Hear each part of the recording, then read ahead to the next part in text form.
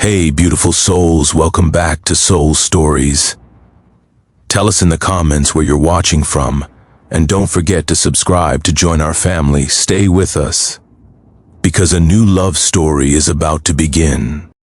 The first time Elena Vasquez saw him, he was covered in mud and carrying a wounded deer across his shoulders. His beard was unkempt, his flannel shirt torn at the sleeve, and his boots looked like they had walked 1,000 miles through unforgiving terrain. He walked past her broken-down car without a second glance, disappearing into the tree line like a ghost returning to the wilderness that had spawned him. Elena had been on her way to a job interview in Portland when her ancient Honda decided to breathe its last breath on a winding mountain road in rural Oregon. She had no cell signal, no idea where she was, and the October air was already carrying the promise of an early winter. She had been standing there for nearly an hour, contemplating whether to start walking or wait for another car to pass, when the mountain man emerged from the forest for the second time, this time without the deer. He stopped when he saw her still standing there, her arms wrapped around herself against the cold. His eyes, she noticed, were the color of pine needles after rain, and despite his rough appearance, there was something gentle in the way he approached her, like someone who had learned to move carefully around frightened animals. "Engine trouble?" he asked, his voice rusty from disuse. "It just died," Elena replied. "I've been waiting for someone to come by, but you're the first person I've seen in over an hour." He nodded slowly, as if this information required careful consideration. Then he walked to her car, popped the hood without asking permission, and spent several minutes examining the engine with the focused attention of a surgeon. When he finally straightened up, he shook his head. "Timing belt's gone. You're not driving this anywhere tonight." The way he said tonight made Elena's stomach drop. The sun was already beginning its descent behind the mountains, painting the sky in shades of orange and purple that would have been beautiful under different circumstances. "Is there a town nearby? A mechanic?" "Nearest town is Miller's Creek, about 15 miles back the way you came. But Roy's garage closed 2 years ago when he passed. Closest mechanic now is in Greendale, another 30 miles beyond that." Elena felt tears threatening to form in her eyes. She had exactly $47 in her bank account, a job interview that was supposed to change her life, and now she was stranded in the middle of nowhere with a man who looked like he hadn't seen civilization in years. "I have a cabin about a mile up the mountain," he said, apparently reading the desperation on her face. "There's a landline there. You can call for a tow truck in the morning. I can offer you dinner and a warm place to sleep. Nothing more, nothing less." Every instinct Elena had developed growing up in the city told her to refuse. But something in those green eyes, something honest and unguarded, made her trust him in a way she couldn't explain. "I'm Elena," she said, extending her hand. He looked at it for a moment as if handshakes were a custom he had nearly forgotten. Then he took it, his palm rough with calluses. "Thomas," he said. "Most people just call me Tom." That night, in a cabin that was small but meticulously maintained, Elena learned that Thomas had been living on the mountain for nearly 8 years. He had built the cabin himself, hunted and grew most of his own food, and went into town only when absolutely necessary. He didn't offer an explanation for his choice to live this way, and Elena didn't ask. Everyone had their reasons for running away from the world, and she had enough of her own. The tow truck couldn't come until the following afternoon, and by the time it arrived, Elena had already missed her interview. She called the company from Thomas's landline, but they had already filled the position. Another door closed, another opportunity lost. She sat on Thomas's porch and cried while he pretended to be busy chopping wood, giving her the privacy to fall apart. When she finally composed herself, she found him sitting on the steps beside her, holding out a cup of tea. "I don't know what I'm going to do," she admitted. "I have no job, almost no money, and now no car. I've been running from one disaster to another for so long that I've forgotten what stability feels like." Thomas was quiet for a long moment. Then he said, "You could stay here for a while. just until you figure things out. I could use help with the winter preparations, and you'd have a roof over your head and food in your belly.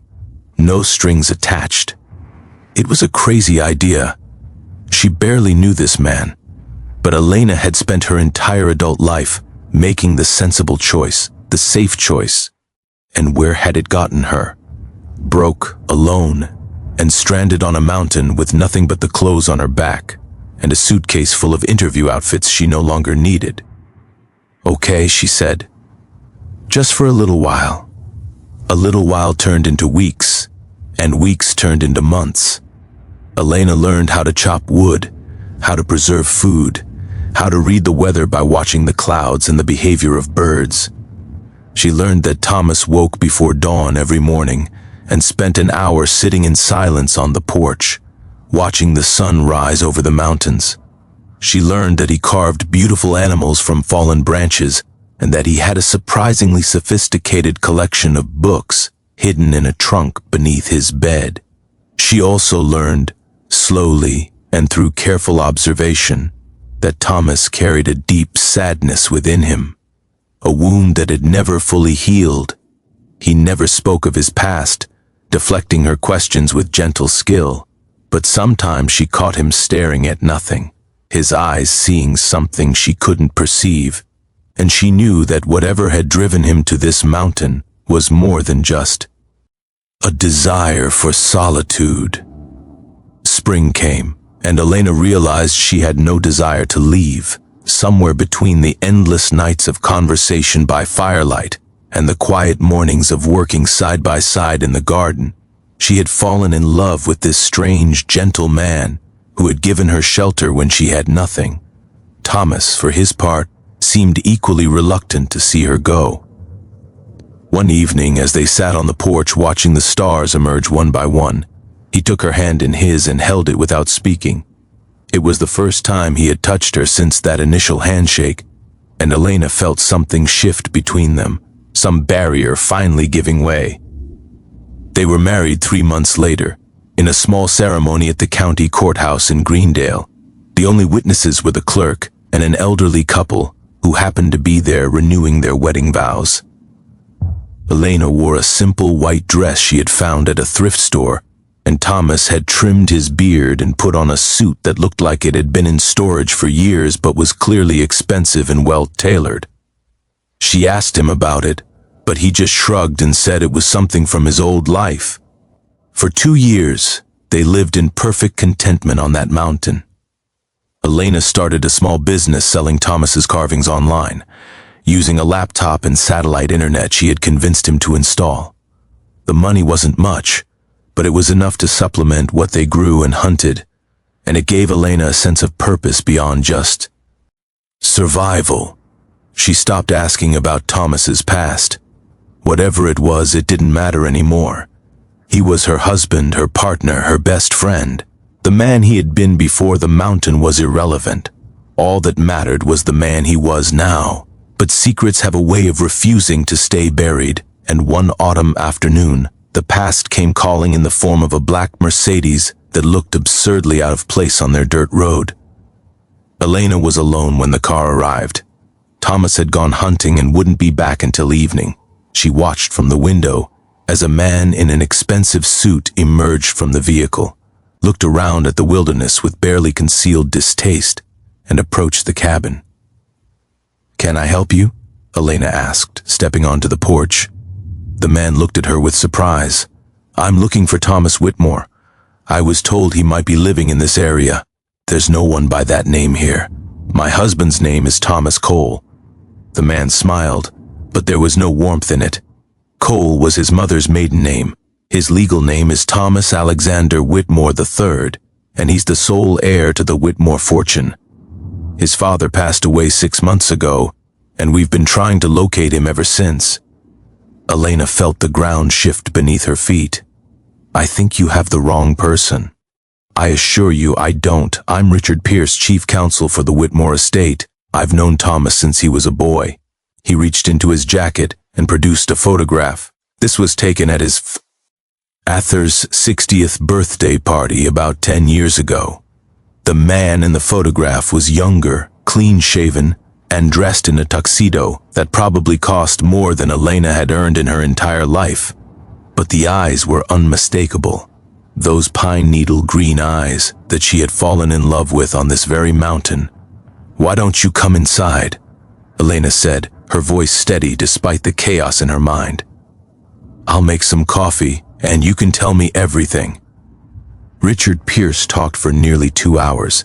He told her about the Whitmore family, one of the oldest and wealthiest in New England, with a fortune built on shipping and real estate that stretched back generations. He told her about Thomas's childhood, the pressure of being the only son, the expectations that had been placed on him from the moment he was born. He told her about the accident, a car crash that had killed Thomas's mother and younger sister when Thomas was 25, and how Thomas had blamed himself because he had been the one driving, even though the other driver had run a red light. He told her about the breakdown that followed, the years of therapy and medication, the failed attempts to return to the family business.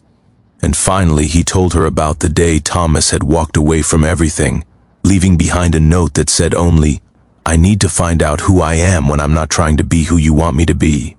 His father never stopped looking for him, Richard said. He hired private investigators of fared rewards, checked every lead. But Thomas was thorough. He didn't want to be found. It was only after Mr. Whitmore's death that we found the financial trail. Small withdrawals from a trust fund that Thomas apparently forgot about, made from a bank in Greendale. That's how we knew he was in this area. Elena sat in silence, trying to reconcile the man she had married with the story she had just heard.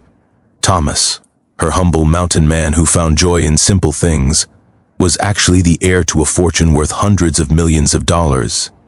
"What happens now?" she asked. "Now Thomas needs to come home. There are legal matters to settle, decisions to be made. The estate can't remain in limbo forever." Thomas returned at sunset, a brace of rabbits hanging from his belt and sawdust in his hair from carving during his breaks. He stopped when he saw the Mercedes, and Elena watched his face cycle through recognition, resignation, and finally a deep, exhausted sorrow. "Richard," he said, walking past him into the cabin. "I wondered when you'd find me." The conversation that followed lasted well into the night. Elena listened as Thomas confirmed everything Richard had said, filling in details that the lawyer had left out or didn't know. She learned about the guilt he still carried, the voice in his head that told him he didn't deserve happiness because his mother and sister were dead.